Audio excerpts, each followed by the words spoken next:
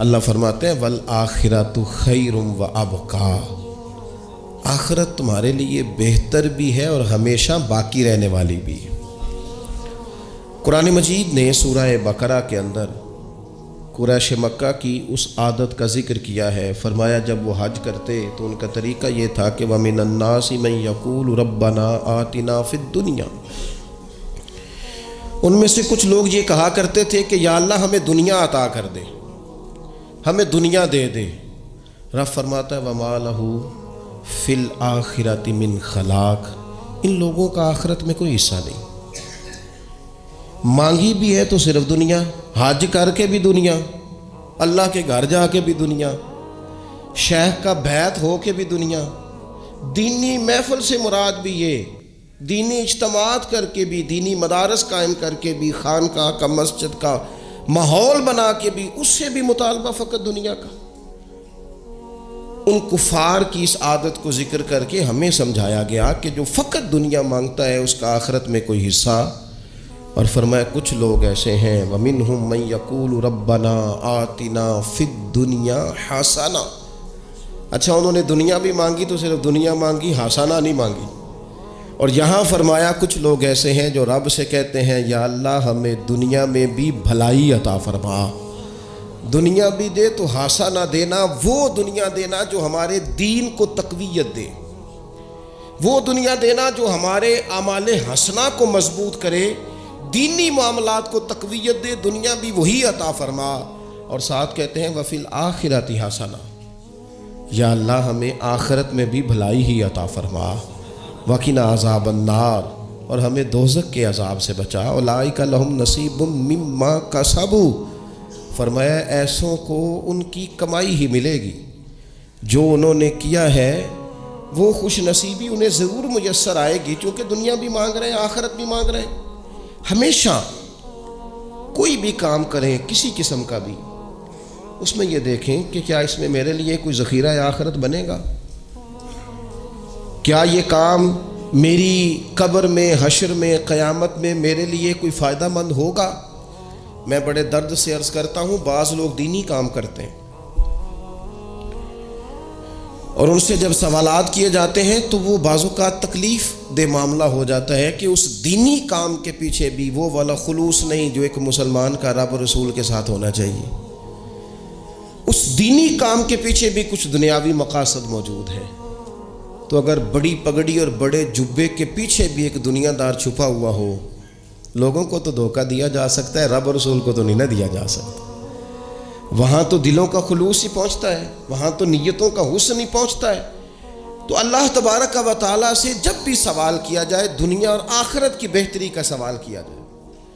ایک لفظ ہے حدیث پاک میں جس کو عافیت کہتے ہیں، ترمذی شریف میں حضرت سیدنا عباس بن عبد المطلب رضی اللہ تعالیٰ عنہ آپ کی روایت موجود ہے، فرماتے ہیں میں نبی پاک صلی اللہ تعالیٰ علیہ وسلم کی خدمت عالی مرتبت میں حاضر ہوا تو میں نے عرض کی یا رسول اللہ صلی اللہ تعالیٰ علیہ وسلم مجھے ایسی چیز بتائیں جو میں اپنے رب سے مانگوں۔ چیز مانگنی ہوتی ہے نا، بعض اوقات موقع ملتا ہے تو کئی دفعہ انسان امتحان میں آ جاتا ہے، کیا مجھے موقع مل گیا ہے، مجھے کہا گیا ہے کچھ مانگ لو تو بھلا میں کیا مانگوں۔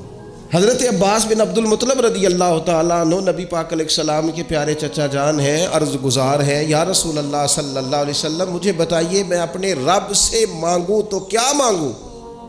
تو حضور نے فرمایا رب سے عافیت مانگو۔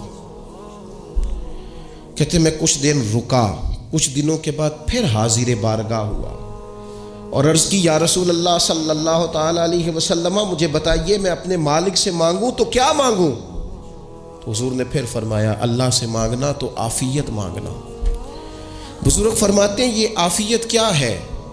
عافیت یہ ہے کہ یا اللہ ظاہری پریشانیاں، باطنی پریشانیاں، اے اللہ ظاہر کے میل کچیل بھی دور ہو جائیں، باطن کے بھی دور ہو جائیں، اے اللہ ہر معاملے میں، ہر آزمائش میں، ہر دکھ میں ہمیں تیری پناہ نصیب ہو جائے، یہ عافیت ہے۔ اور صوفیہ کرام فرماتے ہیں عافیت سے بڑی نعمت کوئی نہیں اگر کسی کو میسر آئے تو، عافیت سے بڑا حسن کوئی نہیں اگر کسی شخص کو یہ نصیب ہو جائے۔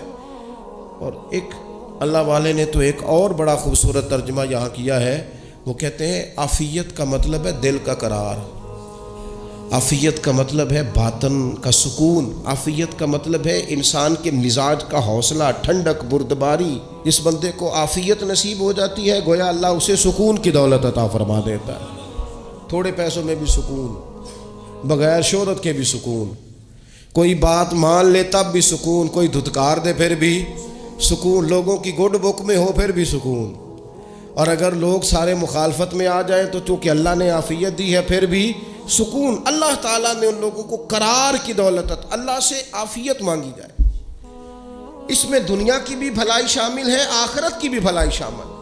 نبی اکرم صلی اللہ تعالیٰ علیہ وسلم توجہ دلاتے کہ اللہ سے تم عافیت مانگو، ہمارا نہ جی، کیونکہ سب سے بڑا مسئلہ روحانی تربیت کا ہے۔ ہمارے ہاں باتیں ڈھیر سارے لوگوں کو آتی ہیں اور بہت زیادہ آتی ہیں، منصوبہ بندی کرنا، پلاننگ کرنا، اپنے معاملات کو خود سے کیسے لے کے چلنا ہے، کیسے ٹھیک کرنا ہے، اپنے حق میں دنیا کو کس طرح قائل کرنا ہے، یہ ڈھیر سارے لوگوں کو آتا ہے، اور اپنے حق میں دلائل کس طرح قائم کرنے ہیں، اس میں بہت سارے لوگ خود کفیل ہوتے ہیں، انہیں کسی سے مشاورت کی بھی ضرورت نہیں ہوتی۔ لیکن اللہ کی بارگاہ سے اپنا رشتہ کیسے جوڑنا ہے، مالک سے کرم کا سوالی کس طرح کر کے ہونا ہے، اللہ سے عافیت کا سوال کیسے کرنا ہے، یہ چونکہ روحانی تربیت میں ہمارا مزاج نہیں ہوتا، لہذا ہم اس طرف جاتے نہیں۔ ہم وہ اپنی مرضی کی چیزیں، یعنی وظیفہ پوچھ کے گئے ہیں ایک صاحب، کچھ عرصے کے بعد آئے ہیں تو آ کے کہتے ہیں مولانا صاحب، پیر صاحب یا قاری صاحب یا فلاں صاحب، کسی سے بھی پوچھ کے گئے کہ جس کو نیک آدمی جانا، پھر لوٹ کر آ کے کہتے ہیں کہ آپ نے وظیفہ بتایا تھا پر کام کوئی نہیں ہوا۔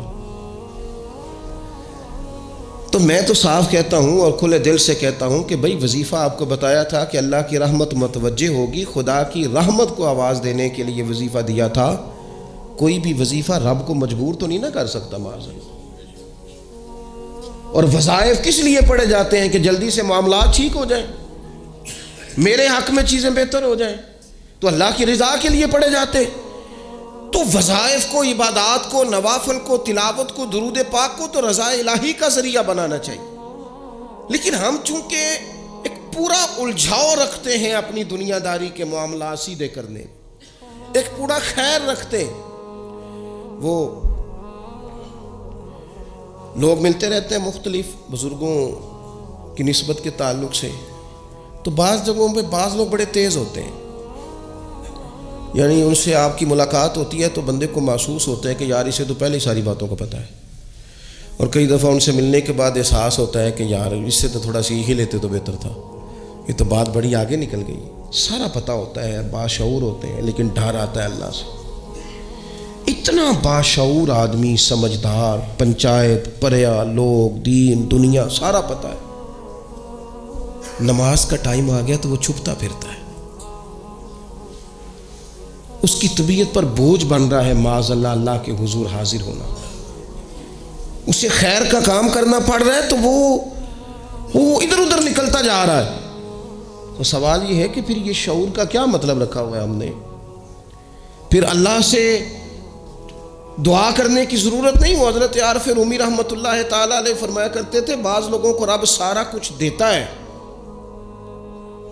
سجدے کی توفیق نہیں دیتا۔ اس کا مطلب یہ ہے کہ وہ کہتا ہے یہ سارا کچھ لے اور نکل جا، میرے گھر نہ آنا، رکھ سارا کچھ پاس۔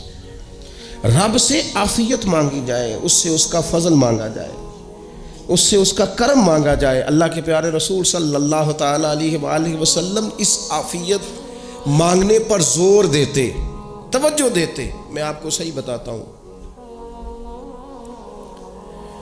رب نے اگر کسی بندے کو عافیت میں رکھا ہو نا تو حالات کیسے بھی برے چل رہے ہوں اس کا بگاڑ کچھ نہیں سکتے۔ اور اللہ تعالیٰ معاف کرے، 100 دفعہ خاکم بدہن، اگر کسی وقت اس کے کرم کی نگاہ پھر جائے تو پھر سارے اسباب سمیت بھی انسان اپنے پیروں پہ کھڑا نہیں رہ سکتا۔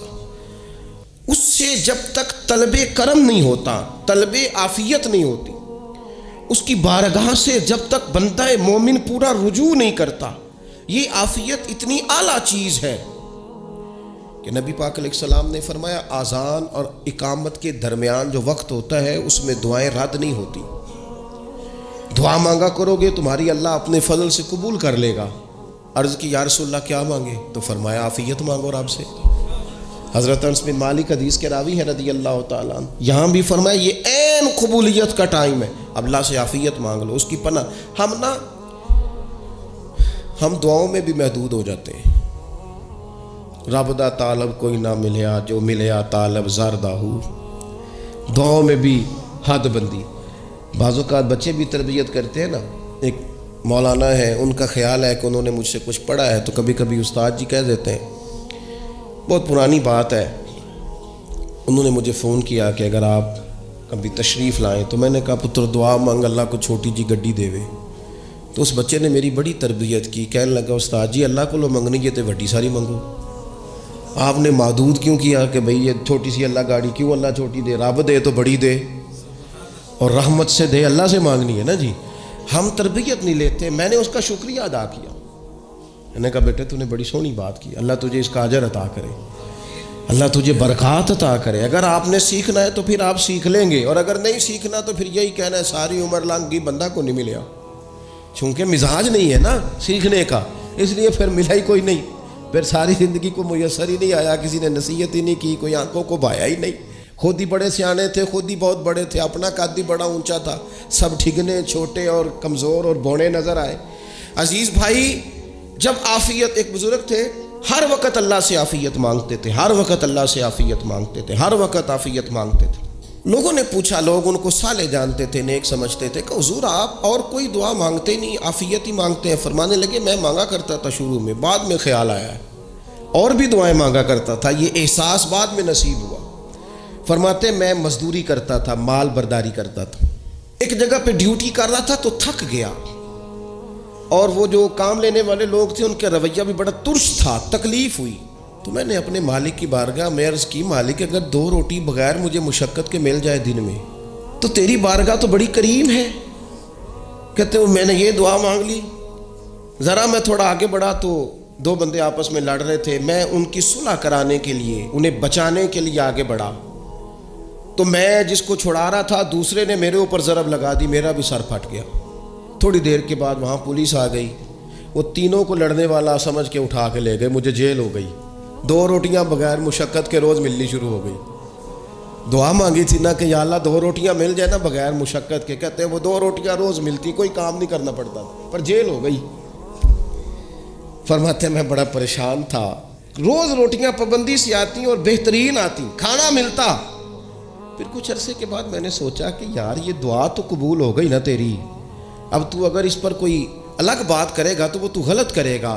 کہتے پھر خود ہی میرے دل میں اللہ نے بات ڈالی, اور میں نے عرض کی مالک 2 روٹیاں نہیں, مجھے تو عافیت چاہیے, مجھے تو عافیت دے, میرے اوپر تو کرم فرما, تو نظر رحمت کر, جے ایک قطرہ بخشے مینو, ایک قطرہ بخشے مینو تے کام بن جاندہ ہی میرا, مہربانی کر, عافیت عطا کر. فرماتے پھر خدا نے کرم کیا, کہاں سے اسباب بنے میرے جیل سے چھوٹنے کے, کون کون میرے ضمانتی بنے اللہ ہی جانتا ہے. فرماتے ہیں دروازے بھی کھل گئے, رزق بھی ملتا ہے, صحت بھی میسر ہے, سجدہ بھی کر لیتا ہوں, سویرے تلاوت بھی کرتا ہوں, شام کو مدینے والے کی بارگاہ میں راج کے درود و سلام بھی عرض کرتا ہوں, میں ممکن ہوتا ہے تو کسی غریب کی داد رسی بھی کرتا ہوں. اب سمجھ آئی ہے, ربنا آتنا فی الدنیا حسنۃ وفی الآخرۃ حسنۃ وقنا عذاب النار. اب سمجھ آئی ہے رب سے جب بھی مانگنا ہے عافیت ہی مانگنی ہے, اس سے کرم مانگ. ہم نے محدود دعائیں رکھی ہوئی ہیں, محدود, وہ جی فلانا کام میرا ہو جائے تو بھئی وہ ایک ہو گیا, اس کے بعد پھر نئی ٹینشن بن جائے گی. نہیں, میں جی بچوں کی شادی کر لوں جی پھر میں فارغ ہوں. آپ شادی کر کے دیکھیں, لاگو پتہ جائے گا کیسے فارغ ہوتے ہیں. آپ یہاں رکتے کیوں ہیں؟ آپ خدا سے عافیت کیوں نہیں طلب کرتے؟ اس کی بارگاہ سے وہ کیوں نہیں مانگتے کہ جو ایک قطرہ ملے تو دنیا اور آخرت کے سارے کام ہو جائے؟ اس سے اس کی رحمت کا سوال کرے, اس سے اس کے کرم کا سوال کرے. اللہ کی بارگاہ میں بھی حاضر ہونا اور جچی تلی اور جناب ناپ تول کر اور محدود چیزوں کا سوال کرنا, مالک سے مانگے, اور وہ جب دیتا ہے تو دیتا بھی بے حساب ہی ہے. وہ جب عطا کرتا ہے تو کرم کے دروازے کھول کے عطا کرتا ہے. ورنہ تو ایک الجھن سے انسان نکلتا ہے دوسری میں الجھ جاتا ہے، ایک گتھی کو سلجھاتا ہے پھر اقبال رو پڑے تھے، کہنے لگے میں عقل کی گتھیاں سلجھا چکا ہوں، یا رب مجھے صاحب جنوں کر دے، اللہ یہ بڑا میں نے ہیر پھیر دیکھ لیا، مجھے دیوانہ بنا، اب مجھے جنون ہو، اب میں کسی کے لیے رویا کروں، اب میں کسی کی یاد میں تڑپا کروں، اب میں رات کسی کے لیے میری آنکھیں بیدار رہیں، یہ بڑی ہو گئی دنیا داری، عقل کی گتھی حالانکہ نہیں سلجھتی، اور اقبال کہتے ہیں عقل کی گتھیاں سلجھا چکا ہوں، یا رب مجھے صاحب جنوں کر دے، اور پھر کہنے لگے بجھی عشق کی آگ اندھیر ہے، اب یہ مسلمان نہیں یہ خاک کا ڈھیر ہے، تو مٹی بن کے رہ گیا، کیا کہاں اپنی ساری توجہات کا قبلہ کس چیز کو میرے عزیزو؟ اللہ سے عافیت۔ نبی پاک علیہ الصلوۃ والسلام نے ایک شخص سے پوچھا کیا دعا مانگ رہے ہو؟ تو اس نے کہا یا رسول اللہ میں اللہ کی بارگاہ میں صبر کا سوال کر رہا ہوں۔ تو حضور فرمانے لگے صبر تو مصیبت پر ہوتا ہے۔ یا رسول اللہ پھر کیا مانگوں؟